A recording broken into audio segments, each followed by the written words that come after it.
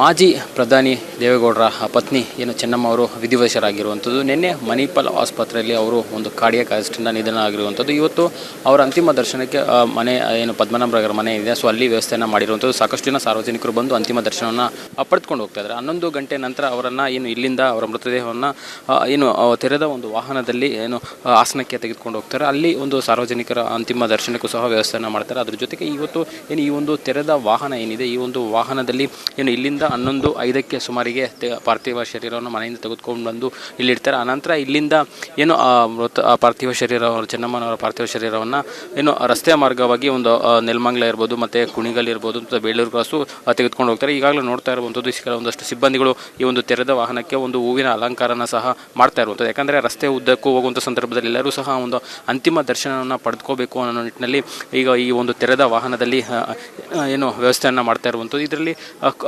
ಒಳಗಡೆಯೂ ಸಹ ಏನು ಕೇವಲ ಕುಟುಂಬಸ್ಥರು ಅಂದರೆ ಮಾಜಿ ಪ್ರಧಾನಿಗಳಾದಂಥ ದೇವೇಗೌಡರು ಕೂತ್ಕೋಬೋದು, ಮತ್ತು ಕುಮಾರಸ್ವಾಮಿ ಇರ್ಬೋವಂಥದ್ದು, ಮತ್ತು HD ರೇವಣ್ಣ ಮತ್ತು ಅವ್ರ ಕುಟುಂಬಸ್ಥರು ಕೂತ್ಕೊಳ್ಳೋಕ್ಕೆ ವ್ಯವಸ್ಥೆಯನ್ನು ಮಾಡ್ತಾ ಇರುವಂಥದ್ದು. ಕೇವಲ ಒಂದು 3 ಜನರಷ್ಟು ಕೂತ್ಕೊಳ್ಳುವಂಥ ಒಂದು ಸೀಟಿಂಗ್ ಕೆಪಾಸಿಟಿ ಇರುವಂಥದ್ದು. ಅದ್ರ ಜೊತೆಗೆ ಏನೋ ಒಂದು ಪ್ರೋಟೋಕಾಲ್ ಸಹ ಹೋಗುತ್ತೆ. ಹಾಗಾಗಿ ಒಂದು ವಾಹನಗಳು ಪೊಲೀಸ್ ಸಿಬ್ಬಂದಿಗಳು ಸಹ ಇರ್ತಾರೆ. ಜೊತೆಗೇನೆಂದರೆ ಯಾವುದೇ ರೀತಿಯ ಅಹಿತಕರ ಘಟನೆಗಳು ಆಗದಂತೆ ಪೊಲೀಸ್ ಬಂದೋಬಸ್ತನ್ನು ಸಹ ಮಾಡಿಕೊಂಡಿರುವಂಥದ್ದು. ಜೊತೆಗೇನೆಂದರೆ ಈ ಒಂದು ವಾಹನದಲ್ಲಿ ಕುಟುಂಬಸ್ಥರಿಗೆ ಮಾತ್ರ ವ್ಯವಸ್ಥೆಯನ್ನು ಮಾಡಿರುವಂಥದ್ದು. ಅದ್ರ ಜೊತೆಗೇನೆಂದರೆ ಈ ಒಂದು ವಾಹನ ಏನಿದೆ, ಈ ಒಂದು ವಾಹನದಲ್ಲಿ ಏನು ಕುಟುಂಬಸ್ಥರು ಮಾತ್ರ ತೆರಳ್ತಾರೆ. ಅದ್ರ ಜೊತೆಗೇನೆಂದರೆ ವಾಹನಕ್ಕೆ ಒಂದು ಹೂವಿನ ಅಲಂಕಾರನ ಸಹ ಮಾಡ್ತಾ ಇರುವಂಥದ್ದು. ಪದ್ಮನಾಭನಗರ ನಿವಾಸ ಏನಿದೆ, ಈ ಒಂದು ನಿವಾಸದ ಬಳಿ ಸಹ ಸಾಕಷ್ಟು ವ್ಯವಸ್ಥೆಗಳನ್ನು ಸಹ ಮಾಡ್ಕೊಂಡಿರುವಂಥದ್ದು. ಅದ್ರ ಜೊತೆಗೆ ನೀವು ನೋಡ್ತಾ ಇರುವಂಥದ್ದು ಈ ಒಂದು ಮನೆ ಸಾರ್ವಜನಿಕರಿಗೆ ಪ್ರತ್ಯೇಕವಾಗಿ ವ್ಯವಸ್ಥೆಯನ್ನು ಮಾಡಿರುವಂಥದ್ದು. ಅದ್ರ ಜೊತೆಗೆ ಒಂದು ಯಾರು ಬರ್ತಾರೆ, ಗಣ್ಯರು ಬರ್ತಾರೆ, ಅವ್ರಿಗೂ ಸಹ ಒಂದು ಬೇರೆ ಬೇರೆ ರೀತಿಯ ವ್ಯವಸ್ಥೆಗಳನ್ನು ಮಾಡಿಕೊಂಡು ಪೊಲೀಸ್ ಭದ್ರತೆಯನ್ನು ಮಾಡ್ಕೊಂಡಿರುವಂಥದ್ದು. ಈ ಒಂದು ಮನೆ ಏನಿದೆ, ಈ ಒಂದು ಪದ್ಮನಾಭನಗರದ ಮನೆ ಏನಿದೆ, HDD ಅವ್ರ ಮನೆ ಇದೆ, ಈ ಒಂದು ಮನೆ ಇಲ್ಲಿಗೆ ಏನೆಲ್ಲರನ್ನೂ ಸಹ ಸ್ಟಾಪ್ ಮಾಡುವಂಥ, ಅಂದರೆ ಯಾರೇ ಬಂದರೂ ಸಹ ಇಲ್ಲಿಂದ